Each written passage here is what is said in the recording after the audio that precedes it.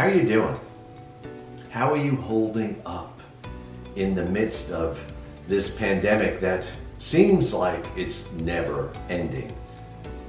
Well, for a lot of people, they're struggling.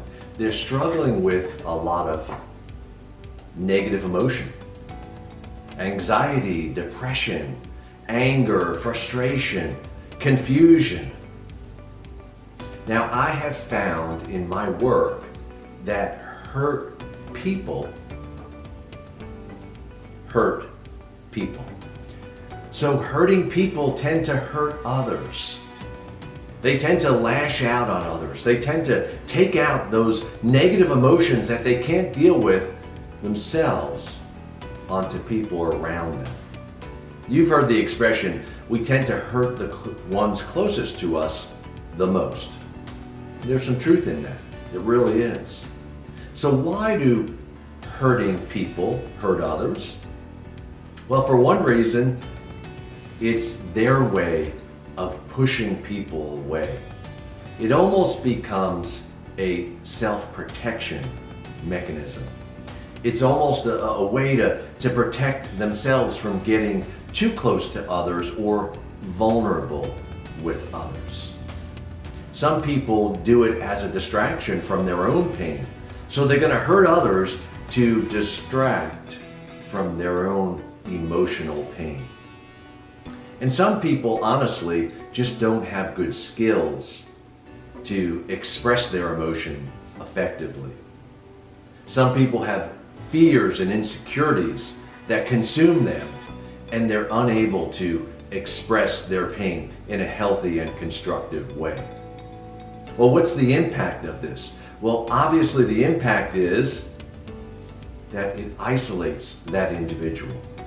The more you hurt others in relation to your own pain, the more isolated you're going to be, the more detached you're going to be, and the more alienated you're going to feel.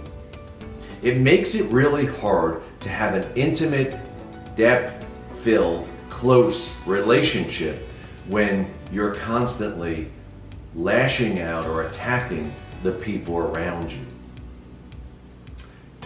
Have you ever heard this expression? It's hard to hug a porcupine. Someone who's cold and prickly, someone who is constantly angry or upset, or maybe even depressed. It's hard to get close to them. So the impact is that it affects relationships. In my practice, I see people that are hurting so badly inside. And unfortunately, some of them really struggle to let others walk alongside them, to let others comfort them or support them. So what do we do with this? What do we do with this issue, this concept of hurting people, hurting others? Well, one, the hurting person really needs to accept and acknowledge the pain that they have inside. Sometimes very difficult to do, but others can't help you until you acknowledge your pain. Stop lashing out at others and recognize that you're lashing out because you're not dealing with your own pain. The second thing is to be able to talk about it, to be able to share it, to be able to verbalize it with others. That's a good way of healing. You have to name it in order to let it go, in order to heal from it. Some people like to write and they journal, and that's their way of dealing with this pain that lives inside of them. It also helps to understand the origin of your pain. Where did it come from? What's the etiology behind that pain that consumes you?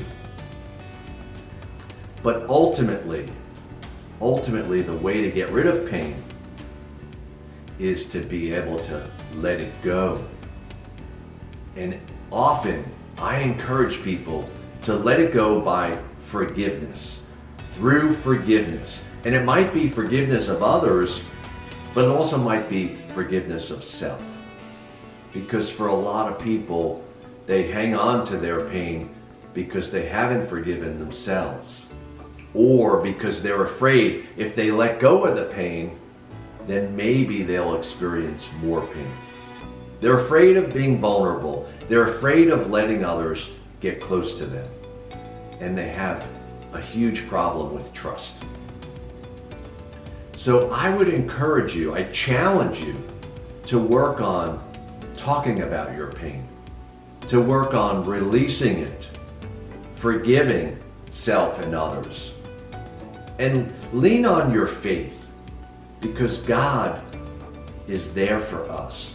God forgives, and He also knows of our pain. Give it to Him, let it go, and allow others to get close to you. Because remember, relationships are what really matter in life. Let others in so that they can help you heal. Until next time, Dr. Tony Ferretti signing out.